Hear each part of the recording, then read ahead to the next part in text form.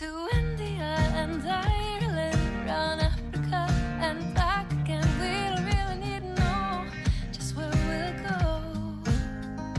Maybe Canada, then to Brazil, then through the Alpine foothills. All I really want to know is, can we go?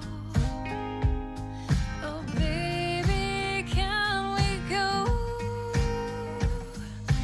Round and around the globe. Welcome to Take Me With You, episode 52. I'm Ryan. And I'm Cheryl. We are two well-traveled people who want to go everywhere. But that's not going to happen. So instead, we'll travel vicariously by inviting a guest to share their unique travel stories with us. Today we are talking to Jeff and Lisa. Jeff and Lisa are related to me, and they're cool people, and I don't know, this is not a great intro, but it should be a better intro because I know them. How are you related to them, Cheryl? Lisa's my sister, and this is her second time on our podcast, and Jeff is her husband, and this is his first time on any podcast? Yeah, I think so. Congratulations! Yay! Jeff is a big podcast fan, though, although I think you're probably usually different podcasts than our style. Maybe, I try not to listen to yours if I can avoid it. But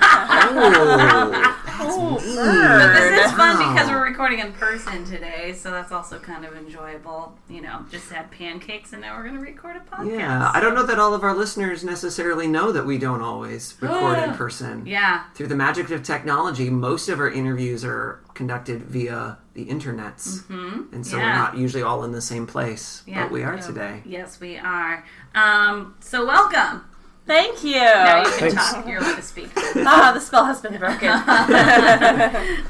So, yeah, this is going to be fun. I'm excited. So, Lisa, we already talked to you, so we're just going to... I know that you have some things to share. As always. She wants to sneak in a travel tip again, and I guess that's okay. But we're going to ask like Jeff some questions first.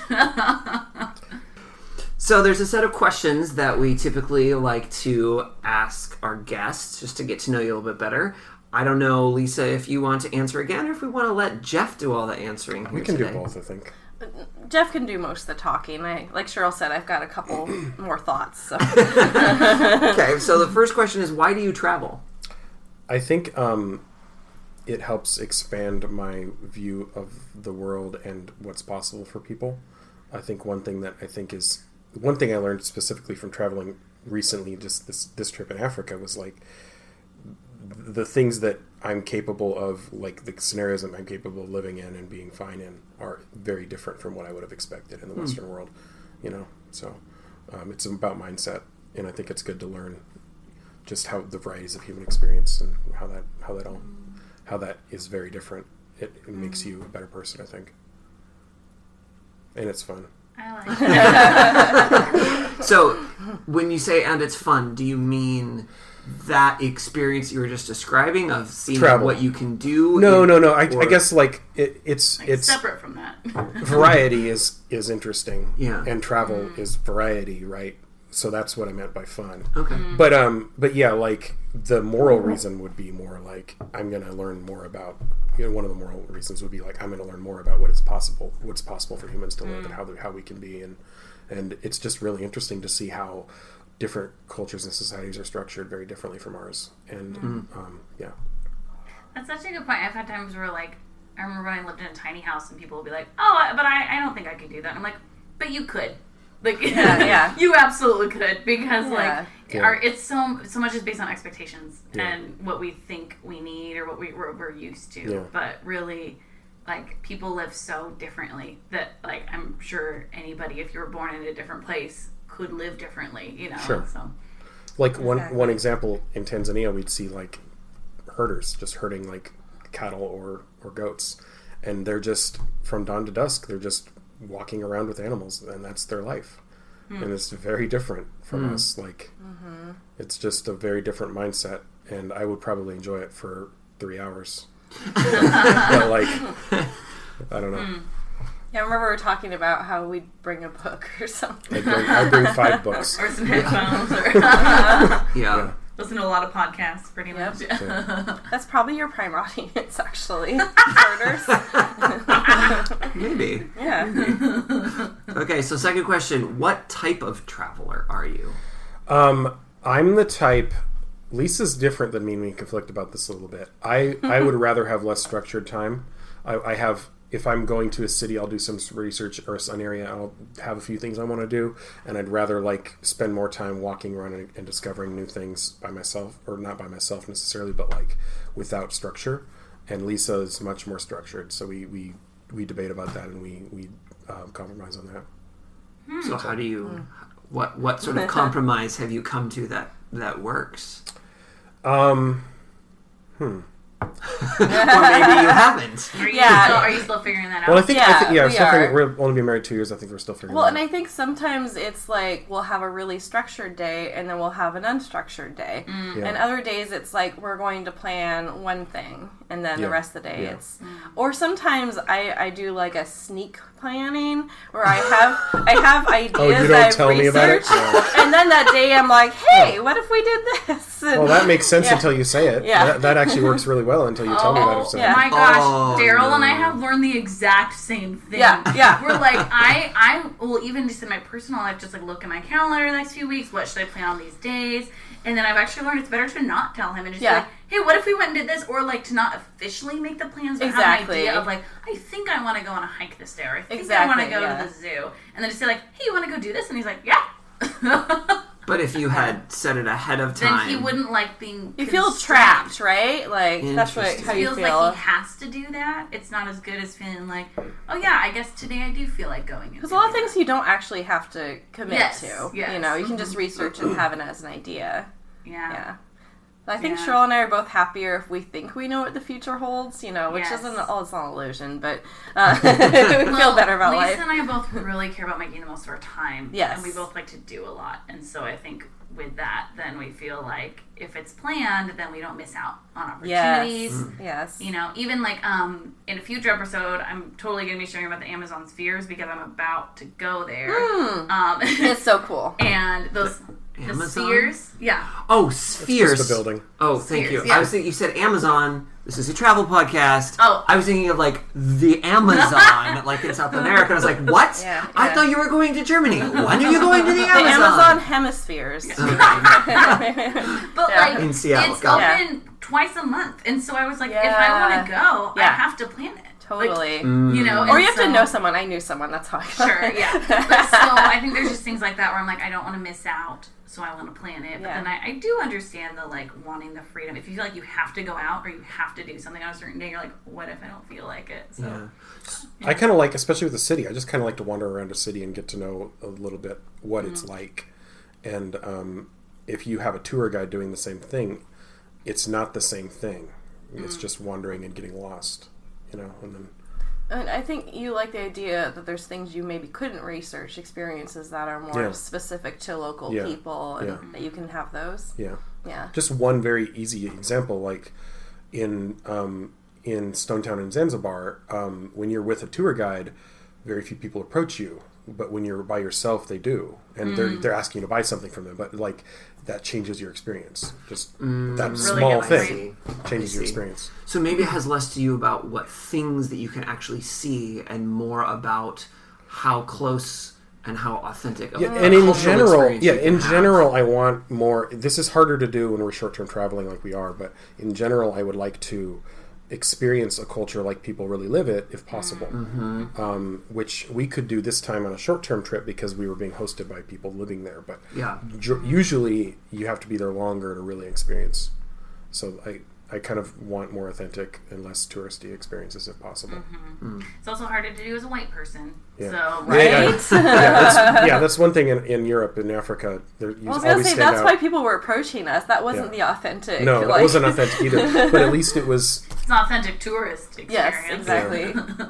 But in the less touristy areas, they're still approaching us, and they're not trying to get us to buy stuff. So that is more authentic. They're just interested to see a white guy. That's true. Yeah. So that's at least authentic. But doing stuff with locals is so fun. Yeah. Yeah, and like in the villages in the middle of nowhere in Tanzania, like little kids just like want to follow you around the marketplace. Like a dozen kids just following you around and laughing and smiling, and it's kind of fun. Yeah. But Okay, so last question, and this is the one I think Lisa also wants to answer, but let Jeff answer first. Yes, sir. What is your number one travel tip? Number one travel tip. I should have thought about this before. That's okay. Do you want Lisa to answer first? Yeah, No. I was thinking.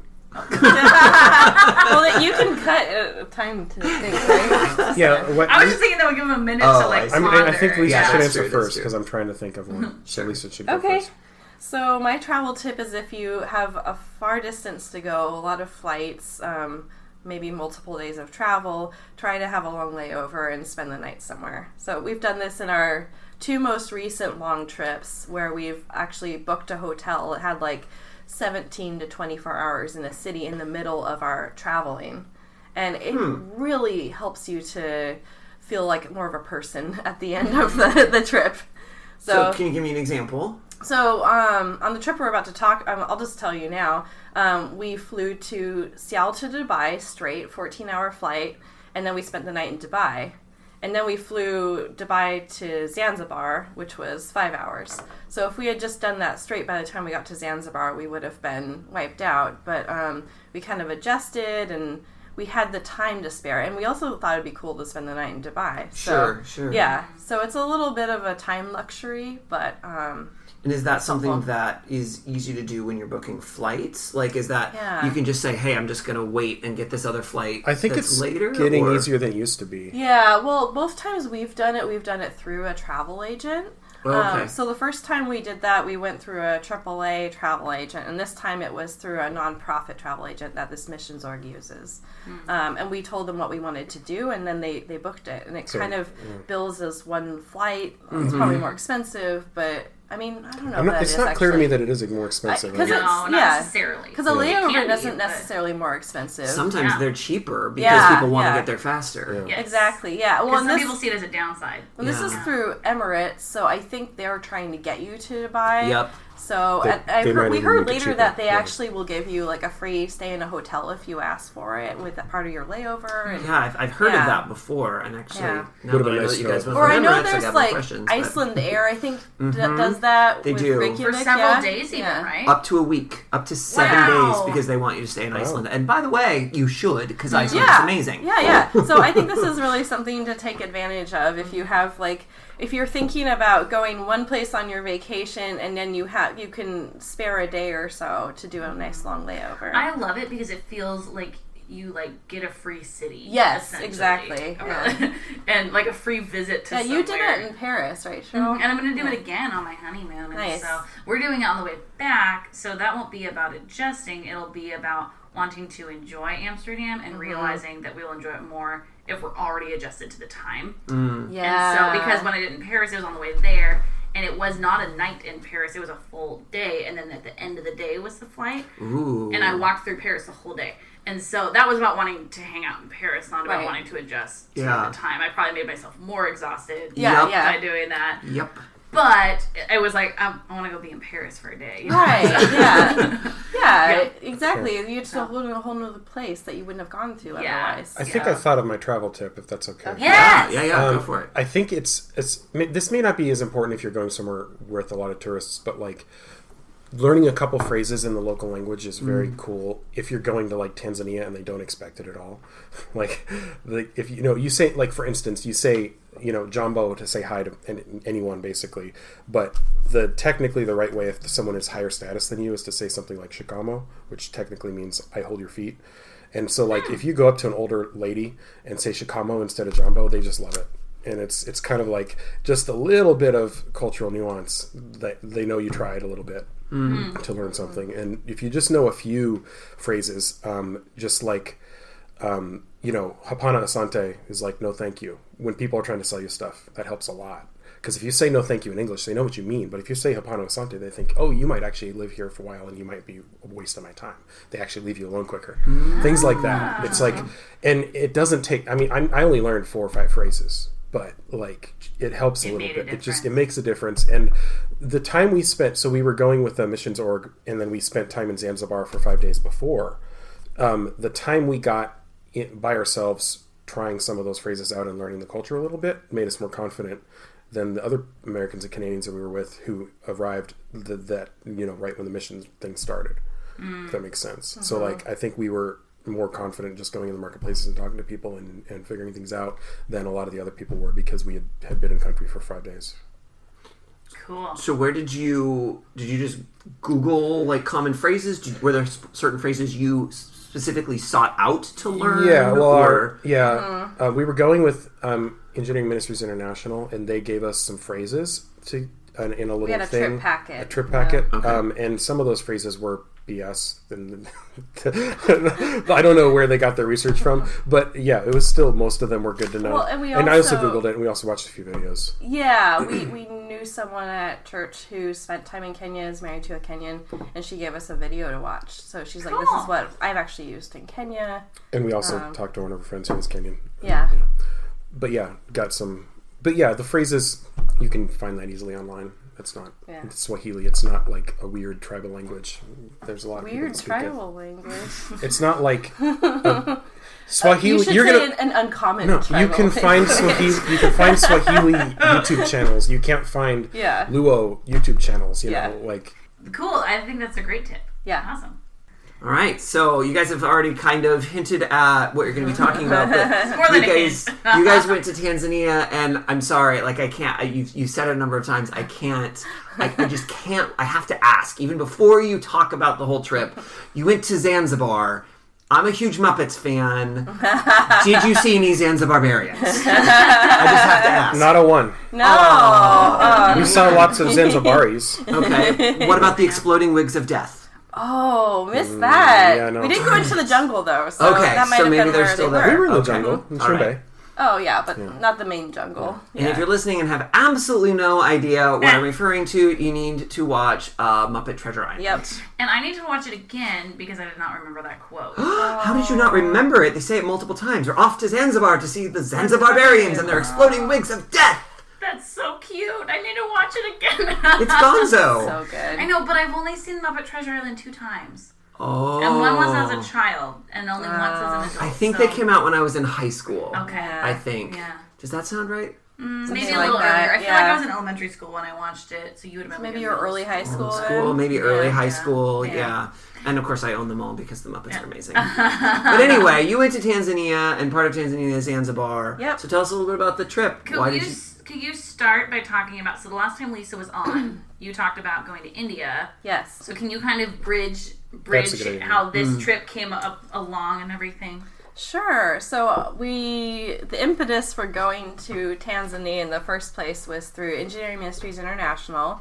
It was a group that I have volunteered with for years. I did an internship with them about 15 years ago. I know, it's been a while. It's been a minute.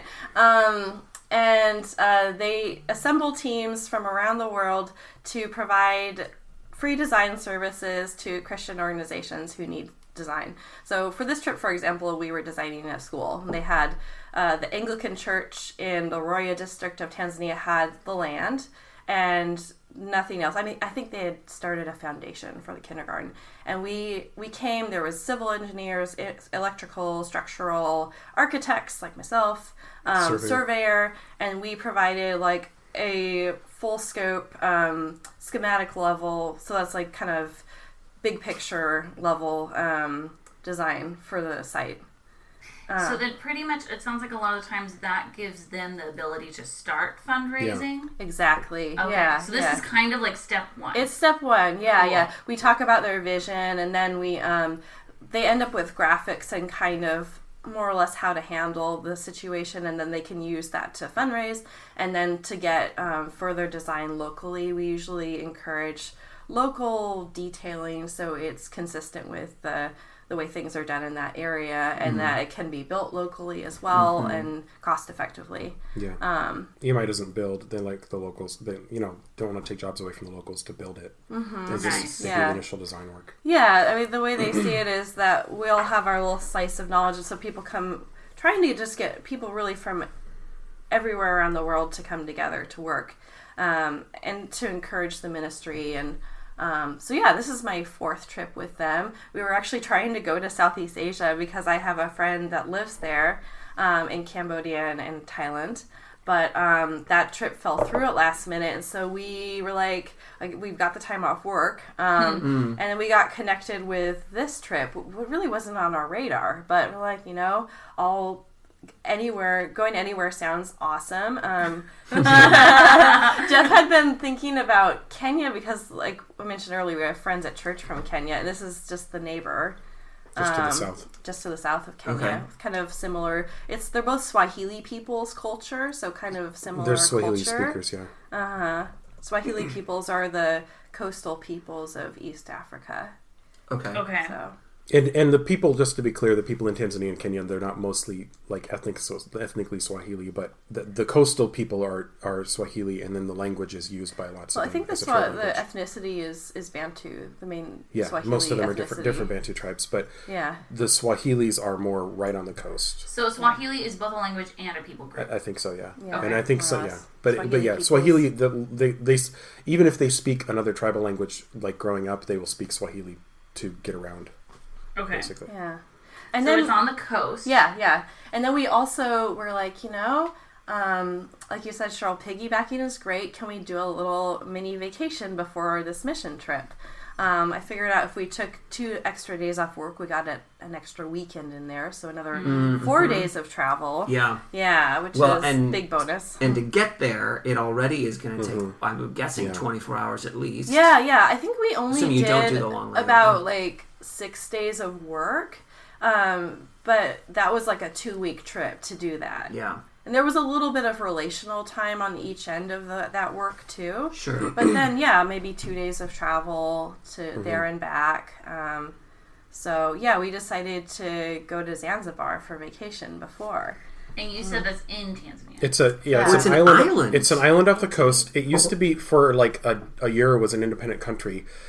Tanzania used to be called Tanganyika, and in 60s, I believe, the Zanzibar became independent, and then the year later they joined Tanganyika and became Tanzania. So Zanzibar, Tanzania.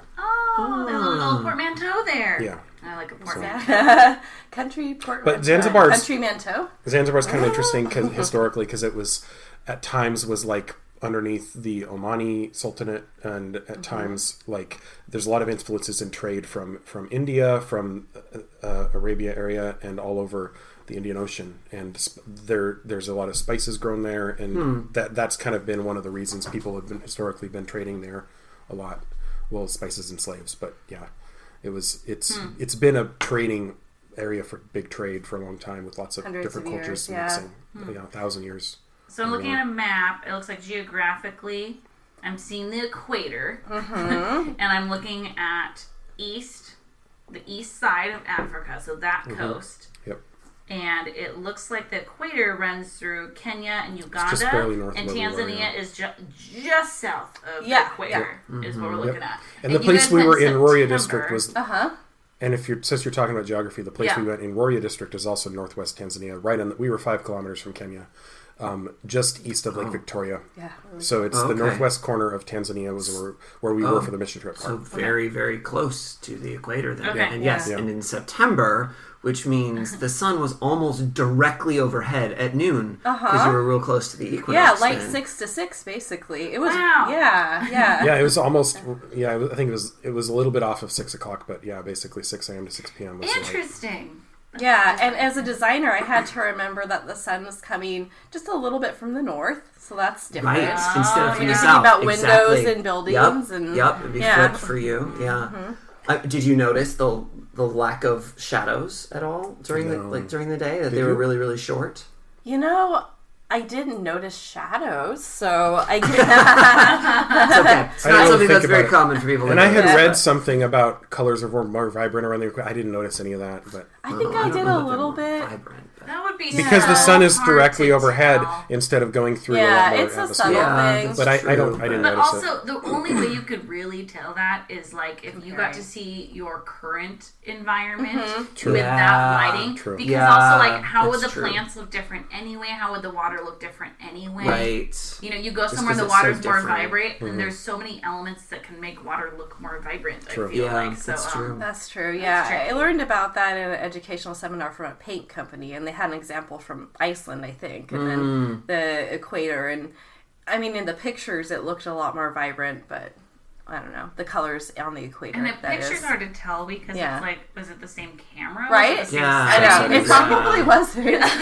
That would be Yeah. real commitment to the science of it. Yeah. So, that's interesting. So, what did you notice about the buildings there? What did it look like there?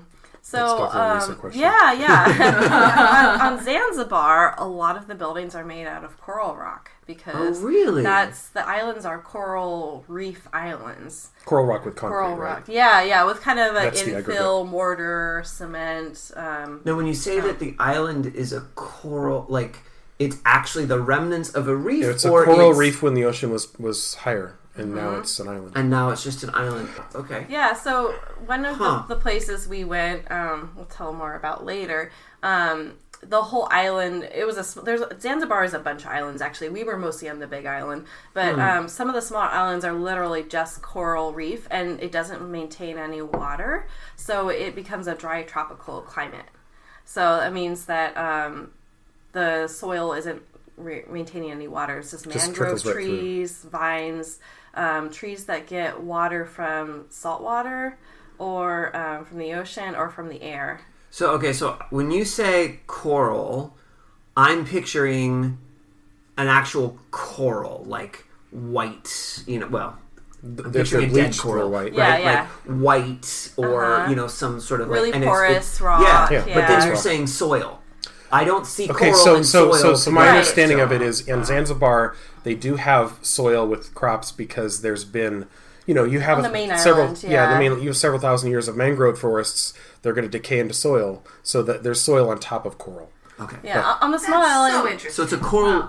The island's base Yeah. is a coral Yeah. reef, but it's been around long think so. enough that Yeah. it's had time for vegetation to That's form. right. on Yeah, top and I of think it. when I was talking Okay. about dirt, I was just using a general term for the ground. Ground. But because there wasn't really much dirt on that island. So the Yeah. buildings are made of that. Did they like crush it and mix it? Sometimes with they concrete? crush it. Sometimes they use it like a rock to build, like almost a, like a stone building. a masonry. Yeah, It seemed to me building. a lot of Yeah. the time it was used to save on concrete. You throw a big rock in here and put concrete around it, and then it's a concrete wall with less concrete than you needed before. Cool. That seems to be how it.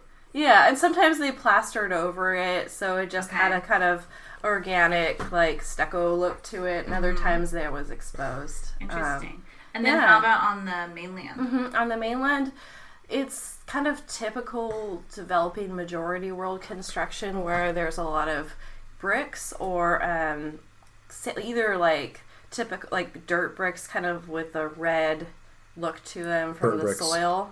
Earth what? Burnt bricks, where Burnt bricks, they're just yeah. made from the earth. Cooked. They're cooked. Or they Baked. have a newer technique with sand and cement that's like just a compressed brick. And it's usually unreinforced masonry, but sometimes it's confined, which means that there's like cement pillars kind of periodically through the wall, along the wall, I guess I And should say. horizontals, right. And it kind of keeps the brick contained between them.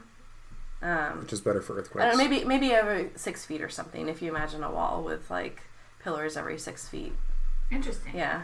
Very cool. Yeah, and then, And then- metal roofs or thatch roofs. Sometimes we saw dirt buildings with thatch roofs. Well, the actually older very style of effective. construction is Yeah. mud buildings, where they Yeah. build. It's like wattle and daub, where they've got like a structure of sticks, Yeah. and then they Yeah. pat mud onto both sides of it. Like woven sticks. Woven sticks, yeah. and then they pat mud from both sides to make a mud wall. And that's the older, and those are usually round. Yeah, we And that's saw the some older, Maasai with thatch houses, roofs. and that was how the Maasai... Actually, those were like Those were cattle square. dung, and Yeah, they use cow the dung for that. women build the houses in the Maasai tribe, so that's kind of cool. Yeah, Interesting. yeah. And then what's the landscape look like? Like what type of vegetation? Like hills, flat? You mentioned a jungle. Yeah. Well, let's save the jungle because we're going to save that for. We're going to save that for. Yeah, we didn't see a whole lot of it. There's Okay, a big there is a jungle. jungle. There's a big jungle inside the main island of Zanzibar that we didn't go to. But there's Yeah. Chumbe Island kind of had a jungle, Yeah. but it was a. We'll talk Anyway, about that yeah.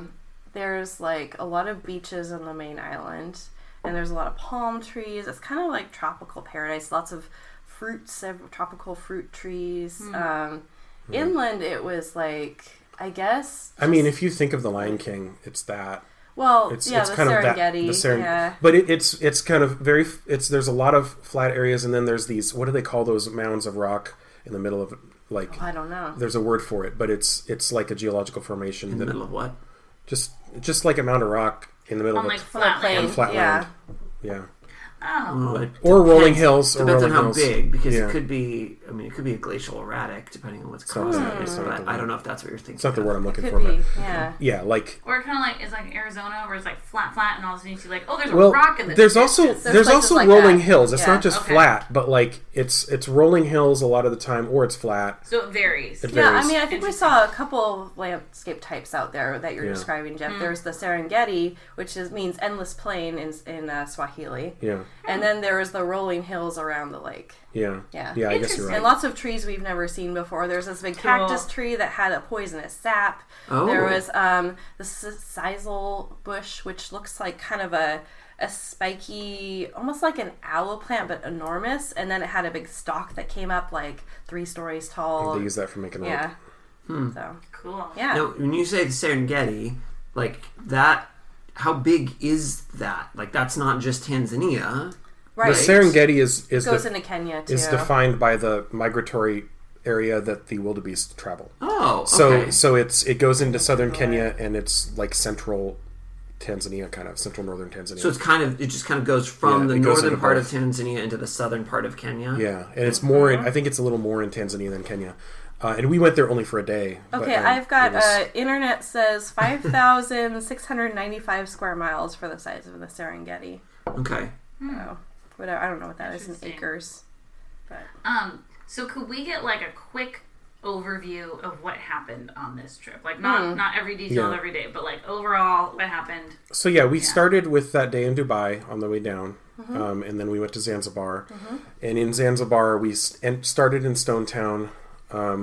We took a trip for one day to Chumbe Island, which we'll talk about later, which is an island off the coast, just off of Zanzibar.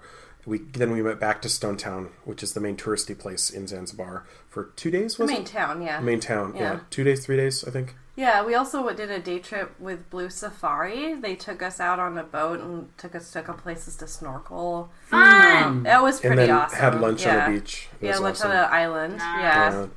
And then we flew to Dar es Salaam, and then once we're in Dar es Salaam, that's kind of when the mission trip part started. We met up So with our that's team. in Tanzania. That's on Yeah. the coast of Tanzania. It used to be the capital, but it is the biggest city in Tanzania, Okay. and it's right on the coast. The capital is now more inland. I forget what city it is, Yeah. but we didn't go there. So we spent the night in Dar es Salaam, and then our team flew to what was Mwanza, which is the southern coast of Lake Victoria. Okay, yeah. So that's the biggest city in that area. And then we took a Jeep or a Land Cruiser ride up to the northern part where we were going to be in Roya District. So then we spent a week in Roya District, basically. What was it like Sunday to Sunday, kind of Yeah, Sunday to Sunday. mostly working on the trip, and then with a quick detour of one day going to the Serengeti. Cool. Yeah, and then return trip, basically. And then return trip In was the reverse. Yeah. And on the flight back, we didn't go through Dubai, and it was Yeah, more, we flew more Lufthansa layovers. on the way back and Emirates on the way over. Both really good experiences. So Yeah. so you flew Seattle to Dubai To into Zanzibar. Zanzibar. and on the way back you flew Zanzibar Mwanza to Dar to what? Yeah, sorry. Zurich, Mwanza to Dar Dar es es Salaam. Salaam in Oh. Tanzania. Uh-huh. And then there to Zurich. And Okay. then Zurich to Frankfurt. And Frankfurt to Seattle. Okay. Cool. Gotcha. I The know. last Yes. flight was a little. We didn't have time to add a rest stop in there because we Yeah. were trying to get back to work. That's a but lot of connections. I know, too. right? Wow. And then we slept for 12 hours. yes. Yeah, that's the overview. So, what are a couple things that you want to talk about from the trip then? What do you want to focus on? We should talk about the food.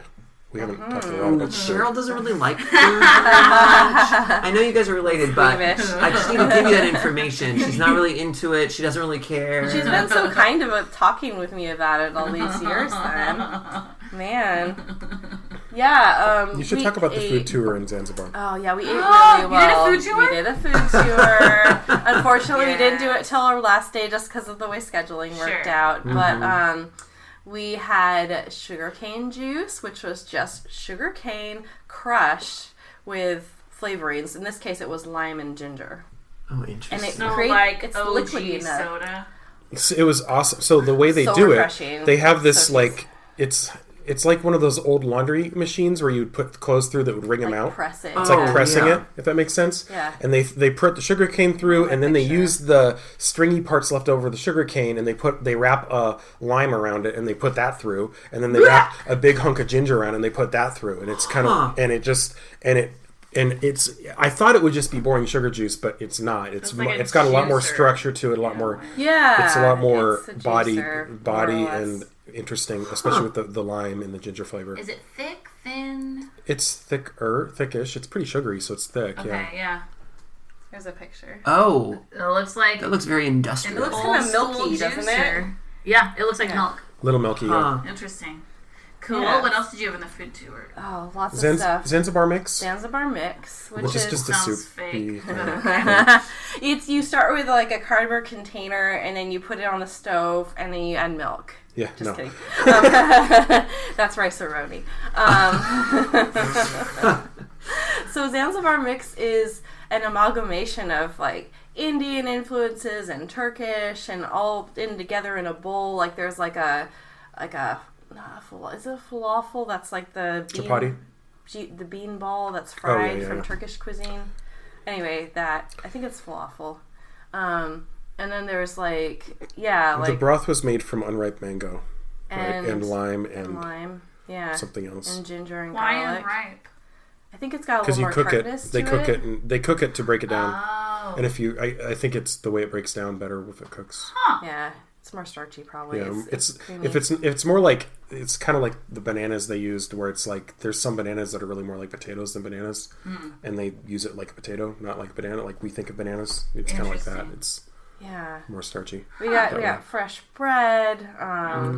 Yeah, fish soup, which was kind of a similar broth actually. They just add spices to everything, so that was a lot of fun. Our And tour guide he told me it's rude to smell your food before you eat it, so that was nice to know for the rest of the trip. Oh. That's Because a great thing to learn. Right? Yeah. And I was It's a like, little thank you for cultural telling thing. me. Yeah, I'm glad he told us that. Yeah. Because I would have totally wanted to smell everything to see what Yeah. it is. It- Because frequently yeah. on the tour farther inland in Tanzania, we have food put in front of us. We don't know what it is. We're just gonna eat it because we're gonna eat it and it's good. But Yeah. I want to like smell it and see what it is before I put it on my Well, plate. that's just like a habit and part of the experience. And then also, I think in our culture, that could be a compliment. Yeah. Right? Yeah. Like, you But- smell it and go, Yeah. You're smells savory. good. Like, But in that culture, it's like you're checking to make sure it smells good. Interesting. Okay. That's good. Yeah, I did it, and then he laughed at me and told me. So, Lisa's yeah. the one on the food tour who breaks the cultural tradition. I know, We right? told that story when I you was were like, there. okay, you know what? Like, I'm gonna do something wrong, and that's not so bad. And I found it out with the guy who worked with tourists. So, Yeah. yeah. I do appreciate when you do something wrong and someone says like, Yes. hey, just let you know that's not cool. I felt good. like people I were really really appreciate magnanimous about directing us to do the appropriate things, both like that. both in the tourist experiences and inland with the host group that we were working with. So, yeah. Yeah, we had. There's also this like night market where they do food on the coast in Night Stone Town. markets. It's just lots of cool food. You got to be careful about which place you go to, I think, because some of them are using it. Just be careful. Watch how they cook it and try to see if it's fresh. some of them stuff. have seafood that's been sitting out a long time. Try to That's see what if he's make sure trying it's to fresh say. stuff. We had we had a really good. Was it called a Tanzanian pizza or something like that? Zanzibar pizza. Zanzibar pizza. Okay, and it was Made by the Zanzibar Barbarians? Yeah. It's hard. Can you describe it? I'm not sure if I can describe it. So it's a thin, dough that they lay out and then put a kind of diced topping on, and then wrap the edges of the dough around it. Like with egg, calzone. and the egg is they mix the egg in to get it to kind of structure it. Like kind of like a cow, except for the top's open, and they mix egg in with the top, the mix-ins. Just like a pot pie. I mean, it was open on the top. Yeah, It's more flat. Yeah, and there wasn't Then they fry like it they weren't cooking on a it griddle. in a vessel. They just like put it on a grill. So how did it hold its shape? The egg The egg. inside Because the egg gets mixed in harder. with the food. The egg was mixed in with the diced food. So the egg solidifies as it cooks. Yeah, And eventually they would but flip it. The dough is on the bottom and the side. Yeah. And a But little what bit keeps wrapped the around. dough? Yeah. But what keeps the dough from flopping over? Was it a They stiffer just dough? the way they form It's it. They're sticky. I gonna think they're it's gonna sticky. stick it to itself Okay. to make Yeah. it in a cup shape. Yeah, it looked kind of precarious watching it, Okay. but they kept So it's it like together. a quiche then. It is similar. Like It's more like flat. trying to make a connection. Because I can't it picture looks. this. Think of a pancake for the shape. It's really Yeah. more that shape. Except it has edges that like go It's up very to hold it in. I very- mean, you just wrap the pancake The edges over. are not that tall. No. It's, What think is of this it It as does a sound like a quiche. A Zanzibar pizza. Zanzibar pizza. I mean, pizza seems close. there's Kinda, almost no yeah. tomatoes in it. It's Well, not, that and does there's look no like cheese. a pancake. It's not really. Pizza's kind of a stretch as a descriptor, Oh, Oh! yeah. but Pizza's closer than anything else, though, I think. there's no cheese Pizza in it. quiche? There's no cheese and there's Pizza almost no quiche. tomatoes. So I Well, don't, the structure looks like a pizza. You don't need tomatoes for pizza, That's though. true. Oh, That's I see true. what you mean by Yeah. the edges are really thin. Yeah. They just kind of come There's over wraps. the. I see. Yeah. Okay. We need to put pictures of this. Yeah, I'm sorry because I was just not tracking. Well, that was good. Okay. that was good. That All right, was that really, does look and really it was good. like $1.50. The food was real cheap there. Yeah. That's pretty great. Yeah, at least. Yeah. So the food inland, it was all really tasty. There was some stuff cooked over a fire. There's some stuff cooked It was all cooked over in a fire. pot. Yeah, more like boiled with spices. And it's mostly meat and starches. The meat was usually in a stew. Yeah, I know, Ryan. You would have really liked it. I think. Potatoes! Yeah, The yeah. meat was usually in a broth, served in a broth, cooked in a broth kind of thing. Yeah. Interesting. And the starches, there was ugali, which is we almost always had it from corn, which they call maize, but it's traditionally I think the poorer people typically will make it more out of Cassava. yeah, it's cassava and millet, I think. But Yeah. we almost always had it from corn, and it's just a starchy. How do you describe it? It just Is it? It's kind of like polenta. it's a pasty kind of starch. This white, Yeah. whitish It's kind kinda- of. Yeah, if you imagine polenta. a It looks polenta. Yeah, like Love polenta. polenta. Yeah, and they serve Yeah. it like a cake, and then you put the food on top of it. Oh, nice. The meat was basically all the animal, which makes sense. It's an adjustment for us, of course.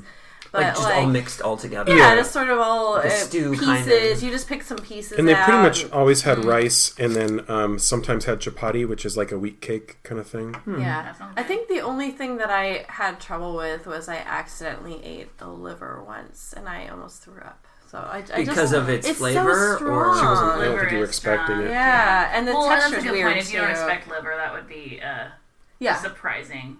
Of what animal? chicken. Okay, so little. It- Little yeah, piece. Little. there was also Yeah. it was typically chicken, beef, goat, or tilapia was the meats. we had. Tilapia was so There's good. a lot of Wait, tilapia. tilapia is Almost a every meat meal we had fish. tilapia, Oh. and then either chicken, beef, or goat for the other one. Nice. Yeah. So yeah, that's the food. Cool. Good sodas. They have a Coca-Cola bottling plant in their country, and they have some of their own flavors. Oh, They recycle really? the bottles. There's thick glass, and you give it back to whoever gave you the drink, and then they get some money for returning it. I think. Yeah, Cool. yeah, I've It's heard like about that in other old-timey countries as well. US. Yeah, Yeah. and they have Yeah. this weird thing. They drink a lot of Fanta, and for them, if you're sick, you're supposed to drink Fanta, like, and it makes you feel better. I don't know if that was a Coca-Cola Sprite marketing here. campaign from Yeah. back in the day, Sprite but is totally like sick That's or how they ginger think of ale. Yeah, Fanta. one of Yeah. those Yeah, two. It's yeah. like, Yeah. they give you Fanta in the hospital. Oh, Because, really? Yeah, like people expect it. Yeah. Oh, That's interesting. Interesting. Yeah, so then our trip, I was a pretty typical team member. They don't usually have financial advisors on the team, but I really wanted to bring Jeff with me on a trip. So I talked to EMI about it, and they're like, well, what can he do? And I was like, well, he could probably hold the stick for the surveyor, but or his job, so he's a CFO. And then this organization, like, kind of why we got connected with them is they were looking for some direction in fundraising and, like, budgeting. And so Jeff worked on that. So I just helped them with their business plan. We worked on some budgeting, and so that they could easily, show to a Western donor, this is what we expect to spend on our first year and things like that. So, and I really envision I don't have a direct experience in this kind of thing, but I kind of envisioned my role as kind of showing them what a Westerner would expect to see in a financial kind of statement. So because they're going to be fundraising. They're going to be fundraising. From Yeah, they're going to be fundraising from Westerners for the buildings. They expect to be sustainable once they're operational, but for the building costs, they do need a fundraise. Yeah. So that's why that matters. Yeah. Because not in every circumstance would that even matter. And we did come up with a budget. But if you're fundraising, and we did come up with a budget where once they, aside from construction costs, they expect to be sustainable. Tuition, yeah. From tuition. Cool. But yeah, it's they are gonna. It's expensive to build. And so, what were you building? We weren't building anything. What were you? You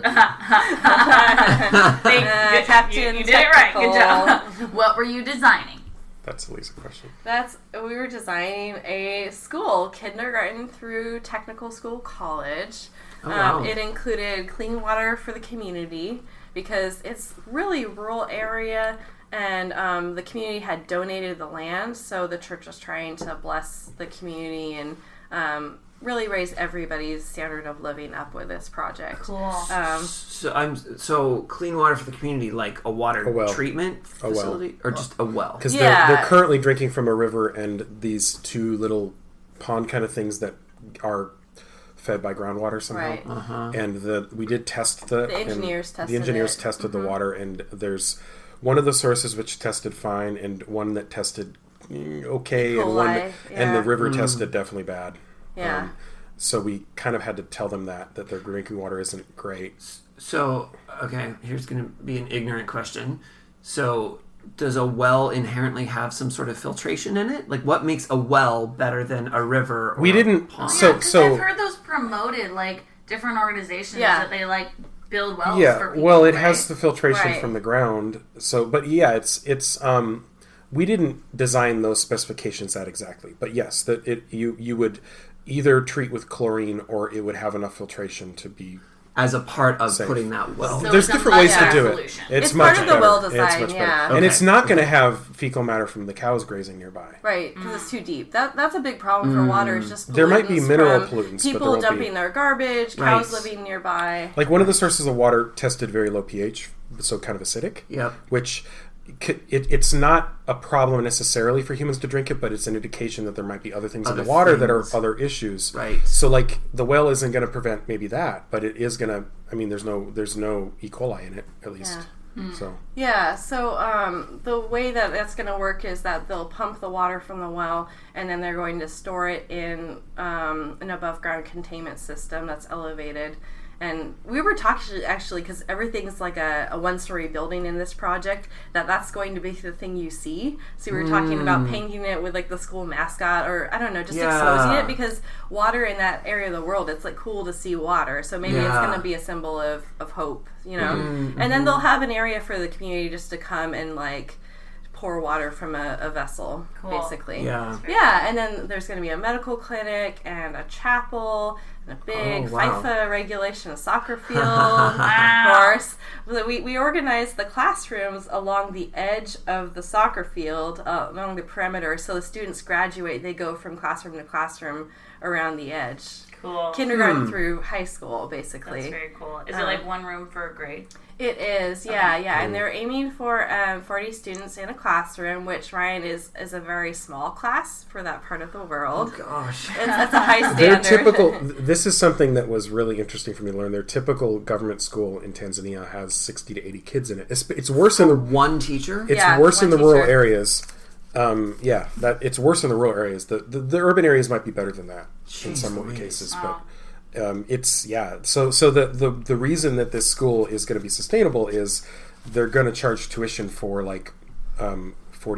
keep it to 40 students, and people will pay that. And that's a good number. That's in that context. Yeah. And the kids are a little more well behaved than kids here, I think. Well, but I that's think- still Different expectations. I think. different expectations. Yeah, I But- mean, we did ask like one of the guys on our team there, like what would happen in this, and he said, "Well, the students are going to beat on each other." There's a lot, like they're elementary school kids. Right. We visited a school to see what it was like. Yeah, we saw a that's classroom good. with 120 students for one teacher. At Wow. what grade level? I think they were What fourth age? grade. 5th or 6th. Yeah. So I thought they were- elementary school. Yeah, and there were Yeah, no, 4 students it's in a primary desk. school. It was For all this, we're yeah. talking about primary school Wow. because by the time they get to secondary school, most kids drop out, and it's really only the more privileged kids usually that get to secondary school because Yeah. by the time they're doing secondary school, which starts in our equivalent of 8th grade, they're teaching in English. So if they don't have that baseline of knowing enough English Interesting. to function, then they're going to drop out. And is that Yeah. just because there aren't resources for the education that aren't in English? I can't say why, or at least in so Swahili I, or whatever. I would say I'm not I wouldn't sure. want to confidently say why, but functionally one thing it's doing is kind of limiting how many people. The secondary schools are more manageable now, and I think Sure. because Well, of that. that's pretty common. Like in India, higher education is often in English as well. Well, I that's think just it's like more- an added benefit. It might be and kind resources. of necessary. It seems like for a lot of people to learn English. Well, and Yes. if you look at But something it's hard similar, because a lot of people have a tribal language, and then they also have Swahili, and then they also have to learn English.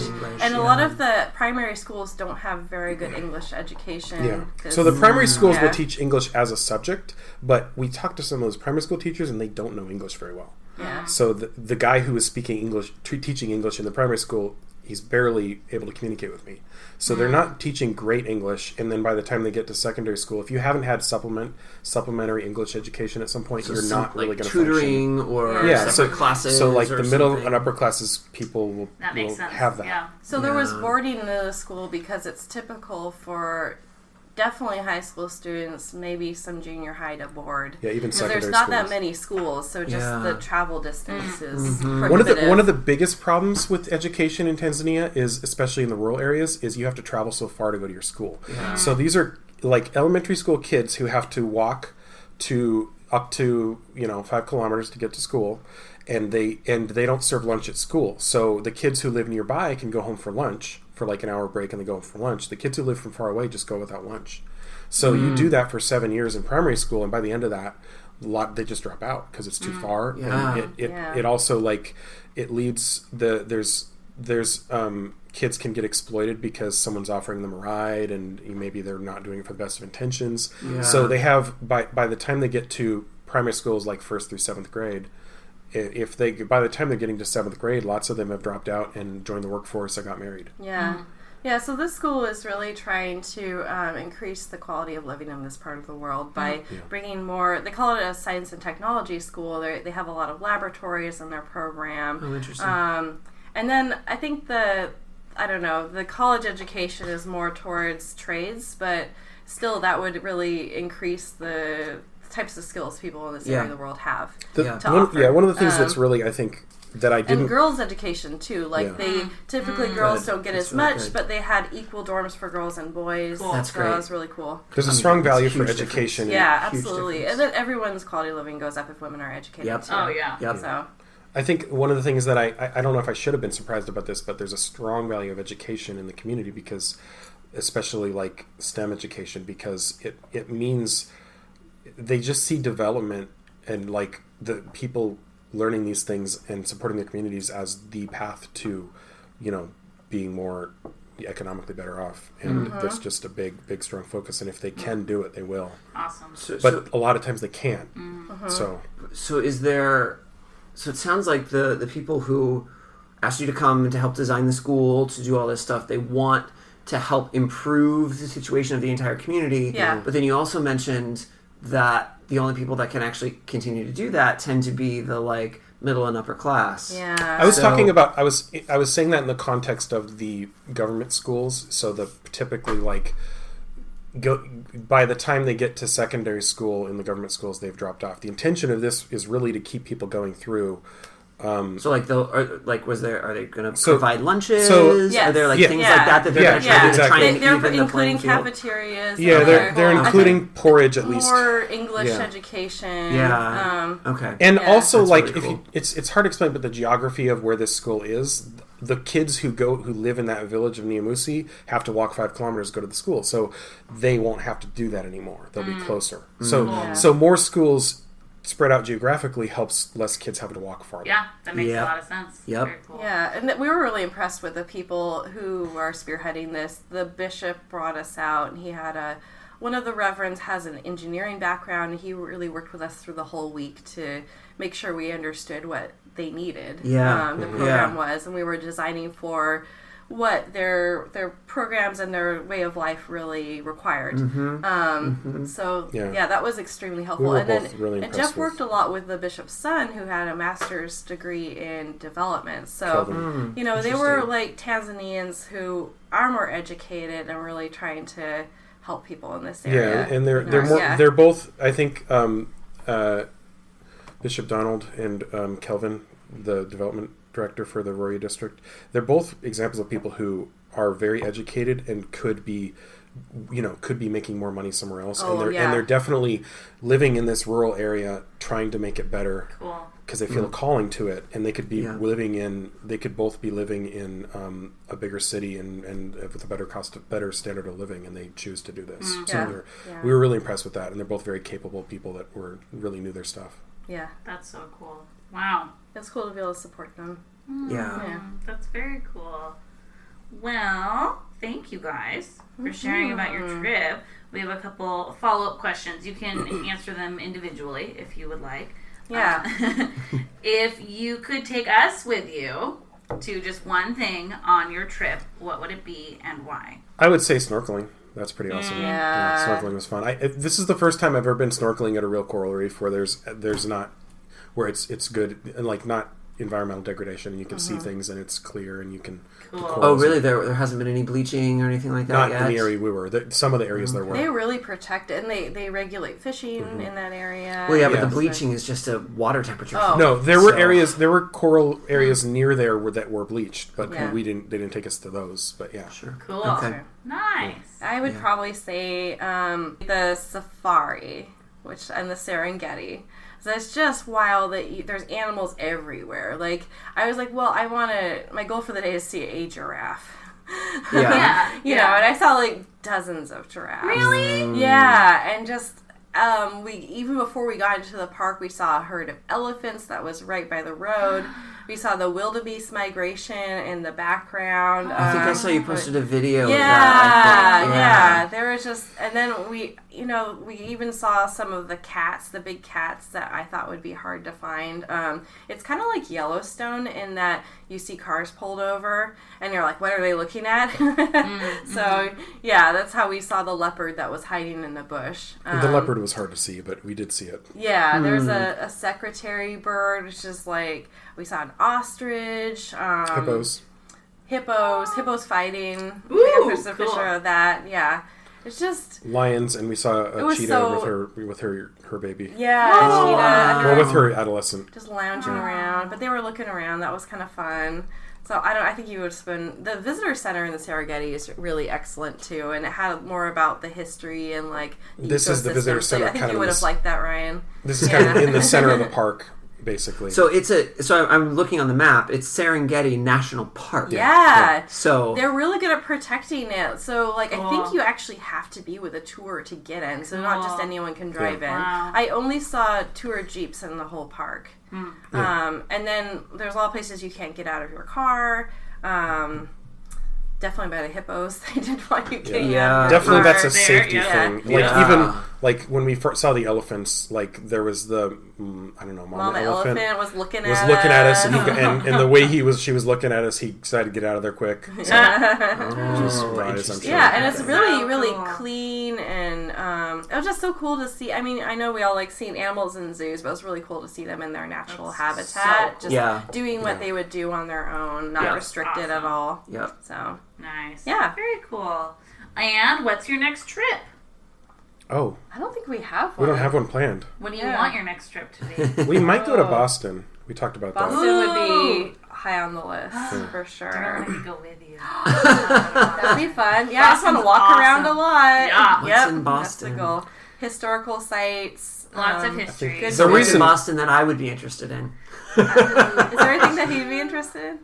Well, we want to go partly because it's a very walkable city. Yeah. It is. Okay. Yeah, I think it's the number one most rated, like highest rated Yeah. walkable city. For Oh, US, really? I think. Yes. Oh, Yeah. really? I had no idea. I mean, any city that was developed for cars, that's going to help out. But Sure. also, it's flat, Mm. and you look at a map, and then you see like all these things that you want to see on the map, and then you realize those are all like within 2 miles of each other. So everything, it's not giant either. It's New York is pretty big, and Boston's not huge. So Yeah.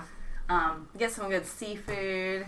yeah, he's Yeah. onto that. I'm trying to think of what Ryan. I don't know. I mean, the walking Maybe he through the just city shouldn't go to part Boston. would be fun. Maybe he just shouldn't go. I mean, I wasn't invited, so Cheryl invited herself. Yeah. Yeah, I did. Take me with you. Yeah, that might Cool. be next year. I guess our family is going to the seaside next summer. Yeah, we are. That'll be Yeah, fun. that'll be fun.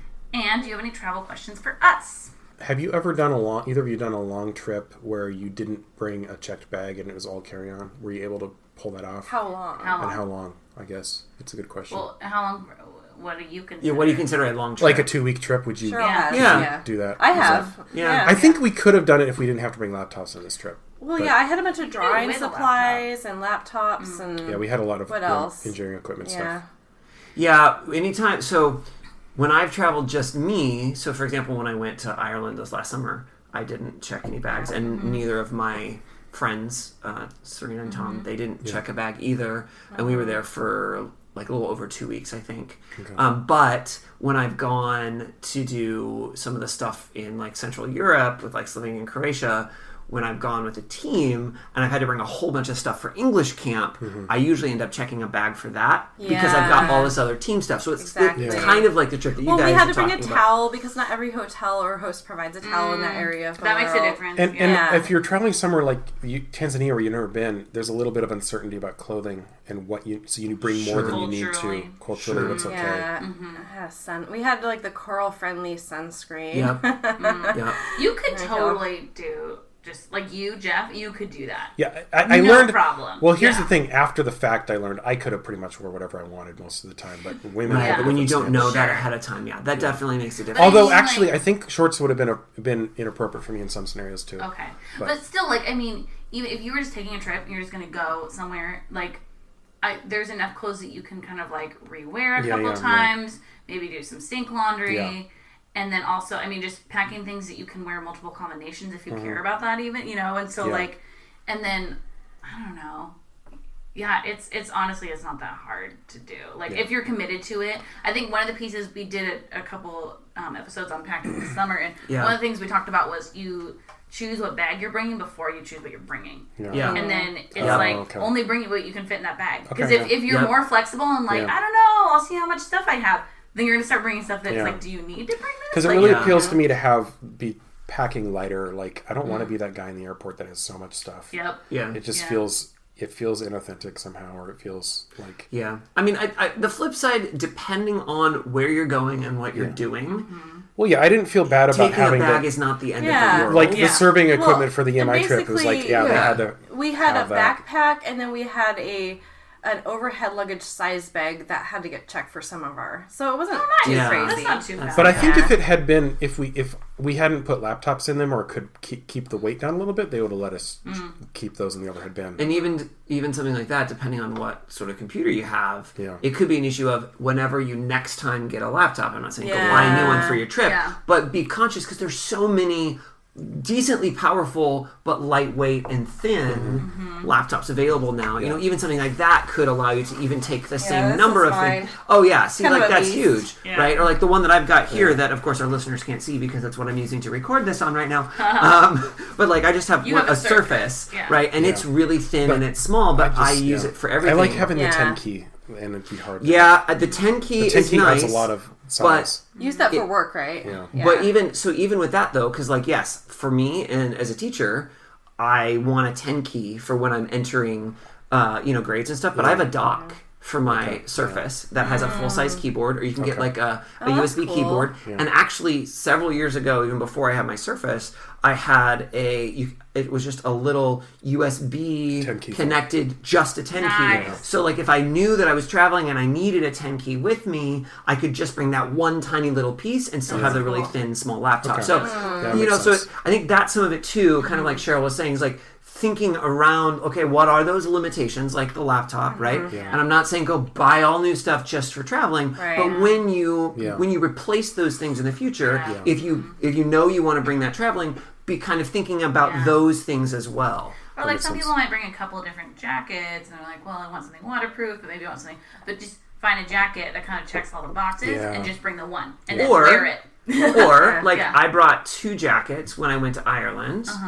Because I wanted one that was a little bit warmer and wanted one that was waterproof. Yeah. And instead of spending $200, but then I just got a $20 jacket from Costco that was waterproof that rolled up really, really Yeah. tiny, right? And so that didn't take up Yeah, a some lot of of those space. windbreakers That's the are other pretty option. cool. You know, so again, there's lots of ways Yes. to do it depending Yeah. on what works for you. You just kind of have to think Or it through. shoes. Shoes take up so much They space. do, yeah, they really do. Yeah. Yeah. Okay. Oh man. Lisa, do you have any travel questions for us? Yeah. My travel question is, what have you learned doing this podcast that you find the most valuable? Ooh, that's a good interesting. question. So interesting that you should ask this, and maybe this is jumping ahead a week, but this is our 52nd episode, and we have episodes once a week, and there are 52 weeks in a year, which means we're at about a year. And being, I don't know, the type of person that I am fairly reflective, and I've actually been thinking about some similar things about like, what have I noticed? Like, what things have I learned? What things, whatever. And it's interesting how I view myself as a traveler differently now than I did a year ago. Interesting. I actually, because of course I love travel, but I don't think I love it as much as a lot of other people do. I'm serious. I understand. He's looking Why at is that Cheryl. funny? It's funny that you have a travel podcast. Well, also he's looking at Cheryl when he says that, and I think he's thinking Well, of her. because it's like I'm not an adventurous person, right? Like I don't want to go out there and just like try it all and do everything and have no plan and like do all these things and just jump into culture. Like that still is not something that's not the part of not travel appealing to that I you. enjoy. Yeah. Right. So I just wonder if you love it in a different way than not that you love it not as much. Maybe, but there's also a lot of parts of travel that bug me. Yeah. Like the actual traveling part. Well, sure. Yeah. Yeah. So I think just in thinking more about travel, it's kind of helped me kind of narrow in like what are the things that I do like, but also what are the things that I don't, and what are what am I like as a traveler? Yeah. And I think I have a better and view of that now I hear than you I right. did before. And I'm kind of wondering if it's kind of, for me, I love travel, but there's also things I love, like being able to invest where I live. Yeah. Like having a really full life where I live and not sacrificing that for travel. Yep. So I think I would maybe travel more if I didn't care as much about that. Like I Yeah. would just go on more weekend trips. I would kind of, or maybe I'd find a job that let me travel a lot, or Yeah. like I'm not sacrificing my career for the sake of travel. Do you Yeah. kind of relate to Yeah, that I too? do, and like I enjoy traveling mostly because of seeing those other places and getting to have those experiences that I couldn't have if I didn't Yeah. travel. But like if you were to say, hey, you could do a 3-month trip, and just be gone for 3 months, I would probably say yes, but I would also probably not enjoy it the whole time. Yeah. Like being gone and just traveling and living out of a suitcase for that long. Totally. I don't know that I knew that necessarily a year ago. Oh. Does that make sense? Yeah. Right, because I do enjoy traveling and I Yeah. enjoy learning about other places and being other places, but I also enjoy being at home, right? Yeah. And having something that is stable. Yes. And so Yeah. having travel as a thing that I do as a hobby or as is fun and experiencing these things, but is not the normal part of like my life that I am just traveling. Yeah. Whereas other people, I think, are not like that. We've Yeah. interviewed a lot of guests They're like, where "Let's I go think, do it," yeah. and they do. And so I think Yeah. that's what I mean. Whereas I don't love travel as much as I thought I did. I think that's what I mean. Not that my love has changed, but I think Yeah. my spectrum has broadened. Yeah. Does that make sense? Yeah. That's like, it is those moments when, like, I remember we have a mutual friend, Dawn. Oh, she's been on this podcast. Yeah. She's one of the So earlier episodes of the I- podcast. About Thailand, right? Yeah. But, okay, Yeah. so I remember one time, somehow, Legos came up.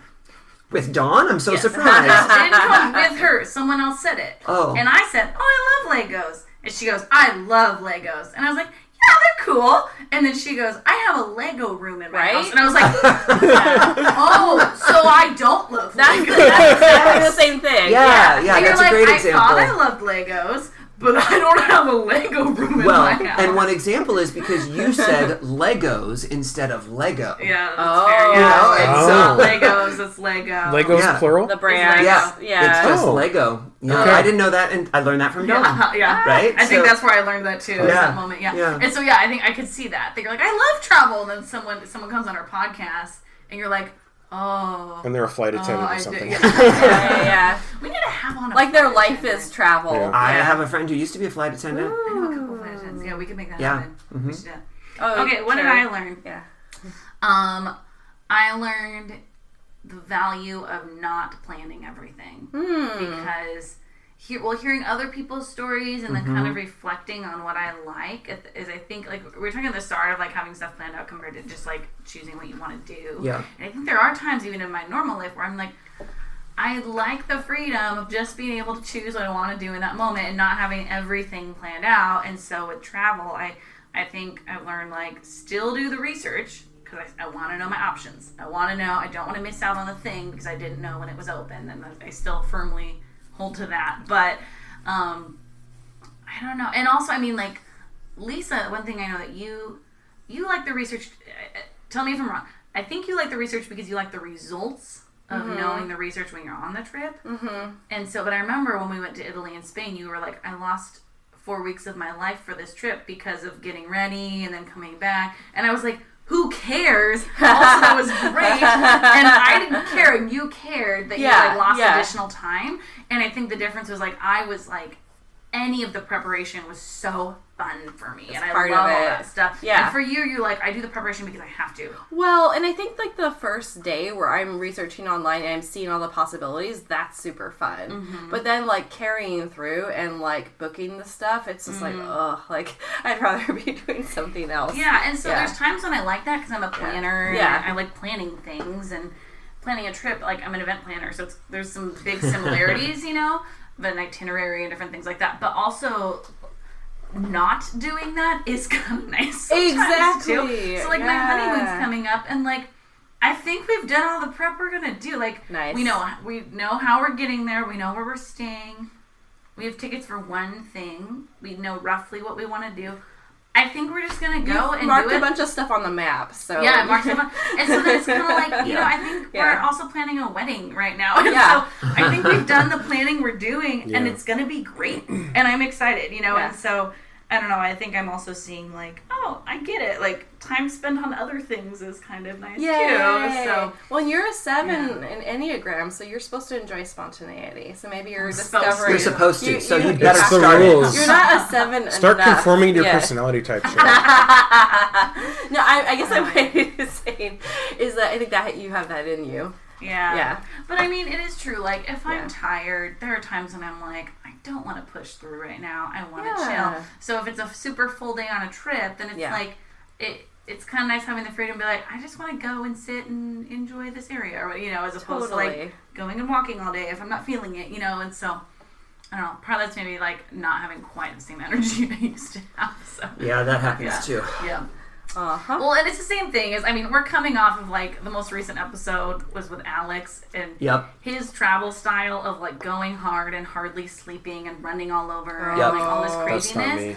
is I'm just like, oh, no, like, I think I still want the sleep, you know? Oh, I know. I like a full day, but that's only possible if I get enough sleep. Yeah. Yeah. Yeah. So, anyway, That's been cool. All right, so that's going to bring us to our last segment of the episode called Wish You Were Here. For this, we are each going to do a little snapshot of a travel attraction. You can think of it as one of those little postcards that has like a little picture of one little thing, and it says, Wish You Were Here. As a matter of fact, we just mentioned Alex on his most recent trip. He actually sent me 2 Wish You Were Here postcards. Oh my goodness! From 2 of the places that he was. We need to Instagram those. Yeah. That's so yeah. cool. I mean, the postcard didn't say Wish You Were Here like on the actual postcard, but he wrote it on the back. So that was pretty fun. Listeners, send us postcards. Yeah, absolutely. So think of it kind of like that. So it can be from any of the travels that we've done. What is a thing where you're like, oh, wish you were here. This is a cool thing that you should make sure that you do. So we'll start with our guests, Jeff and Lisa. Yeah, I was going to say the thing that I left out of our trip was our trip to Chumbe Island.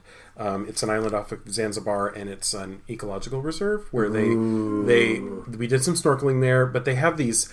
They only let 14 people a day come there, I believe. I think it was 14. 14. And it's a little expensive. That's one of the downsides. But the money is going towards like ecological preservation of the island, and also bringing in they do bring in tour groups of local kids to learn about the environment. And they did a really good job of teaching you about the different ecosystems and stuff, or the different elements of that ecosystem.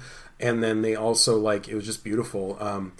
You stay in these, I don't know what you call them, Lisa. It's some kind of huts that are kind of, they collect water from the rain. They have solar panels, and they're just made from local materials. Net zero. Yeah. Oh, okay. And they were pretty cool. Did you stay there overnight? Yeah, we did. And they're made out of mostly like bamboo and palm fronds and things like that, and they were pretty awesome. I'm not like an engineer architect, but I really appreciated the buildings. They had moving parts. Like there was a wall panel that you could lower and raise, and the rope. It's really cool. It's pretty cool. Sounds so like Gilligan's Island. It is kind of a Gilligan's Island-y thing. It's but cool. More. It was a 2-story building. I mean, it was more than a Gilligan's Island hut. Yeah, but like the idea of just using resources, and you're like, you can't do that. Yeah. I know. I was trying to picture how would you draw this to build. You're a nerd. Yeah. So we went. So they took us on a tour around the island. We saw the coconut crab, which is the biggest crab in the world, I believe. It's the biggest crab in the world, even bigger than the spider crab. That's what they said. I think so. Yeah. How big was the body of it is bigger than a coconut, and then the with the legs, it's even more. Oh, spider crabs. They told us it was the biggest I don't know. crab in the Well, world. maybe the spider crab isn't actually a crab, or maybe it's the body. Maybe it's the leg. mass of the whole. How It might be thicker. How big do you call the biggest spider? Yeah, exactly. How do But you I mean, define they come out at night. They live during the day. They live down underneath, like in little caves in the coral, and they come out at night and they climb coconut trees and get coconuts and Crab? What? yeah. That's fake. They're crabs that super climb cool. coconut and trees. they eat meat too. And they eat meat. So What? if you Kinda think about it too terrifying. much, it's a Wait, little they eat terrifying. meat Yeah, and coconuts. yeah.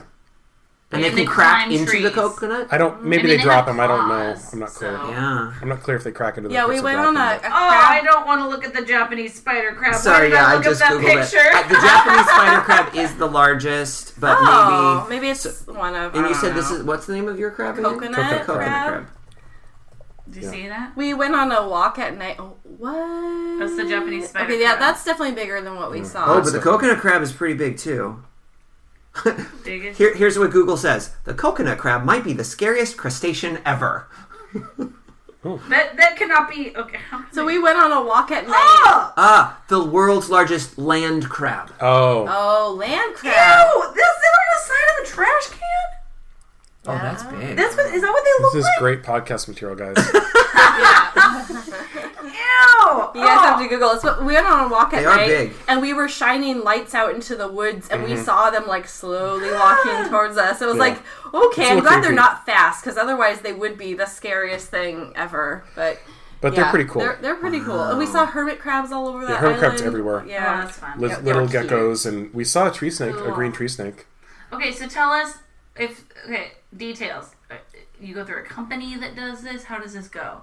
Oh, I don't remember. Chumbe Island. We got there in a boat. It was It might be government run. It is one specific organization that you Yeah. have to Okay. buy your reservation through. Sorry, I'm still looking up the coconut crab. They have a lot. I don't know how reliable this is. They can lift up to 60 pounds. Whoa! Whoa. We didn't see them that big, but maybe some of them can. Some of them probably. Yeah, so I it's feel like can is one of those things. I think where if you're you like, Googled Chumbe Island spelled CHUMBE, I think you'd find what you need. Yeah, I found Chumbe Island Coral Park. Yes. I'm That's assuming it. that's That's what it where we was. They have a stayed. website. So the night that we did it, they had we came in. They cooked. They provided meals for us, which were You great. take a boat to the Take a island. boat to they the take island. you to the island. They do snorkeling. They do they do a walk through the reserve during the day to see different things, and then at night to see the coconut crabs, Mangrove. Cool. mangrove forests, mangrove groves. Mangrove. Mangrove. And then you learned a lot about mangroves Mangroves. and yeah, different things. Cool. Nice. Nice. It's Very great. Cool. Final thought on the really coconut crab is National Geographic 1 month ago. Coconut crabs may hold the clue to Amelia Earhart fate. Yeah, I just saw that. I they heard think that Oh, too. have you seen that? Maybe they ate Amelia Earhart. Well, they think they took her bones into their caves because they're scavengers. That So makes that's maybe sense, why we did 'cause it. they like live in caves. vultures, kind of? Kinda, yeah. They're Yeah, they stay scavengers. in the coral reef. They have Crab these. vultures. The coral's like Vultures. spongy, so like there's caves and there's like Bull small. crabs. Weird. So they go down underground. Like it's complicated, but like Yeah. the corals, they can go down underground yeah. to stay out of the heat in the sun. So It was, they, it was a beautiful place. There's no Yeah. internet. It was just like totally relaxing. Yeah. That's That's great. so cool. All right, Lisa. All right, so mine is something in Washington State. I went on the Rail to Trail, the Iron Horse State Park Trail, and it's a walking and biking trail that goes through the old train tunnel at the Snoqualmie Pass. Oh, Yes, yeah. Interesting. So there's different ways you can experience it. You can drive to the Hayek Trailhead, which is on the other side of the pass from the east side of the pass. I think I've seen that Yeah. on an exit sign. Right, Yeah. yeah. And it's a nice place with fully functioning restrooms, picnic benches. fancy. Yep. And then I think you can just go like a third of a mile there to the one end of the rail was the Chicago, Milwaukee, St. Paul Pacific Railroad. And then the tunnel is like 2.3 miles. And Cool. it's completely dark, so you're going to want like a flashlight, good shoes. a light for your bike, maybe, or a headlight. Yeah, if you're riding your bike Yeah. through it, you're gonna need a light for your bike, and it's really fun to ride through. And then there's just a trail on the other side you can keep going if you want. Cool. The way we did it was you can go to the outside of North Bend. What is the I don't remember. trailhead? I think There's a I lake marked there. this on my map. What's that really popular hike near North Bend? Sure. Rattlesnake Lake. Yeah, Oh, so you it's drive on towards outside. Rattlesnake Lake, Okay. and instead of parking in the main parking lot, so there's another parking lot that is like the Palouse Falls parking lot, and you Okay. need the Discover Pass to park there, but it doesn't get nearly as crowded as the main Rattlesnake Oh, cool. Ridge parking lot. Yeah. So I think we parked there like 10:30 on a Saturday, and Nice. there was spots. Cool. Oh, okay. And we unloaded our bikes, and then it's like a 17-mile ride to the tunnel through there. And it's gorgeous. You're going over trestles. It's just like in the forest. It is an incline up, but because it's an old railroad, it's not much of an incline. Slow incline line. But Jeff it's an incline the entire way up. Yes, and then on the way back down, you're just going down, so it's pretty nice. Jeff had a steel like department store old bike, and I think he made it It halfway. was so heavy, and I couldn't keep going. Yeah. So it's Everyone pretty. else had like it was pretty really rough light for you. bikes. Yeah, well, mine's just a typical aluminum bike, like a $300 bike, but it makes a difference. So if you like biking, that's a gorgeous ride, and then you can say you rode over the Snoqualmie Pass afterwards. Interesting. cool. It's a fun day trip. So Nice. yeah, That's different very ways to cool. experience it. Fun. Yeah. Awesome. All right, Ryan. Well, I think you and I, Cheryl, are going to do a joint Wish You Were Here this Yes, we week. are. So we're going to do the Seattle Underground Tour, Yeah, we are. which is in Seattle, And yes, it is. Yeah. and it's underground. It's so cool. And I went to the Portland Underground tour. Not nearly as cool. No? Yeah, it's not Okay. connected, and this is connected, so it's very cool. Well, yeah, that would be a really long underground tunnel to go all the way from Seattle to Portland. No, I mean Secret within tunnels. the underground areas in Portland, it's not connected. Oh, you have to like come back up and then go back Yep, down and then go back. Oh, I see. So it's I just see. like So a it's a basement tour. Yeah, pretty much. But Seattle's so interesting because the downtown area used to be one story down from where it is now. So the basements of a lot of buildings were the first floor. And so you get to learn all about that. And so it's a fun combo of history and then just like being in an odd space, which is kind of fun. But I'm going to say, so I grew up in the Seattle area and didn't do the tour until I was an adult. And I actually had some friends who were in town from Slovenia. And we were just like looking for stuff to do. And it was rainy, surprise, in Seattle. And I was like, well, I've never done that. Let's do this. And it was so fun. I would say that the content of the actual tour on its own is not that interesting. It's sort of interesting to go underground and to learn a little bit about that, but like I'm not a huge history person, so that part is not all that exciting to me. That holds maybe 5-7 minutes of interest and then I'm done.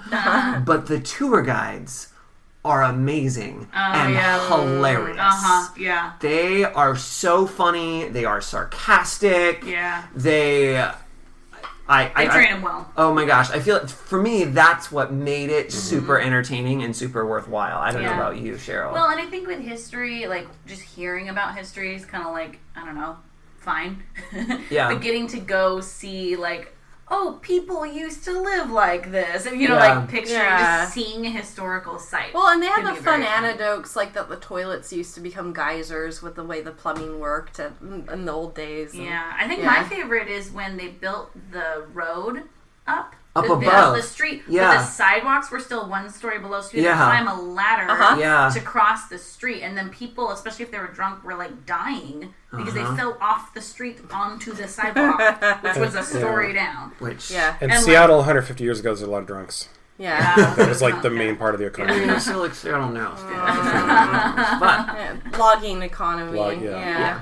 Yeah, so it's fun. And like you said, like Seattle's rainy, and so if you're gonna go do a tour in Seattle, why not have it be an indoor one? So and I think it's also it's a view of the city that you wouldn't get any other any other way, like because it's literally under the ground, like it's under the surface. And there are moments where you can like look up and there's like grading or there's like little like skylight things and there's like people walking up there. And it's just kind of a fun, different perspective and different way of thinking about the city. So And then if you have a visitor, it's in the oldest part of the city too. So you can also just show them what the cool Pioneer like Square. the masonry and 1890s buildings. Yeah, which, it's a fun part to There's walk good places in. to eat. Yeah. Yeah. You're the international district too, which is fun. So yeah. Well, guys, thanks so much for being on our podcast today. That was fun for our 52nd episode. the 52th episode. The season finale.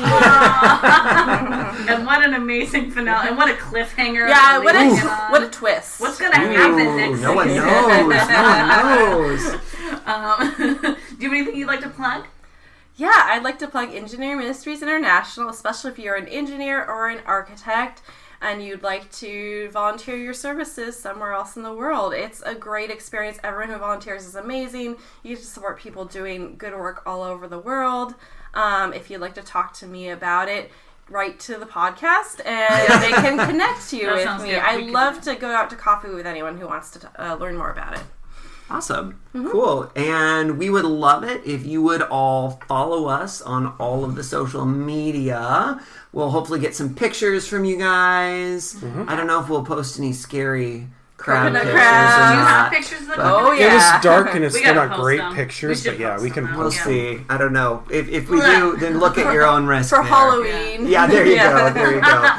But you can follow us at TimWe Podcast. That's TMWI for Take Me With You Podcast. And we are on Instagram and Twitter and Facebook. You can also email us at timwepodcast@gmail.com if you need to contact Lisa about joining EMI, Yeah. or if you just want to tell us your travel stories or the scariest crab that you ever saw. We would love to hear about those crazy things. You can also call us and leave us a voicemail at 406-763-8699, or if it's easier to remember, 406-POD-TIMWE. We would love to hear comments. What are some things maybe that your perspective has changed about travel as you've been listening to our podcast over the last year? Or some ideas that you have that you think would be cool for us to do next year and our next season, or things, we would love to hear from you. We would also really appreciate it if you would rate and review us on whatever you're using to listen to this podcast, and subscribe to the podcast so you don't miss an episode, and share the episode on your social media so more people can be aware of these cool stories like Tanzania and Zanzibar, even though there were no Zanzibarians. As always, thank you to Beth Reed Miller for our awesome artwork. You can check out more of her artwork at Beth Is Something. And thank you to Erica Corbin for the use of her song Round the Globe. You can check out Erica's music wherever music is sold or streamed. Once again, thank you, Jeff and Lisa, for you. coming on Thank you. the A lot of podcast. fun. It was a lot of fun. That is going to do it for this week's episode. So until next time, remember to take me with you. Take me with you! Yay!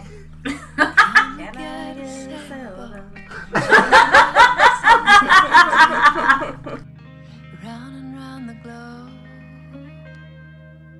salty air and balmy nights, guided only by the lights above, and light little love. Although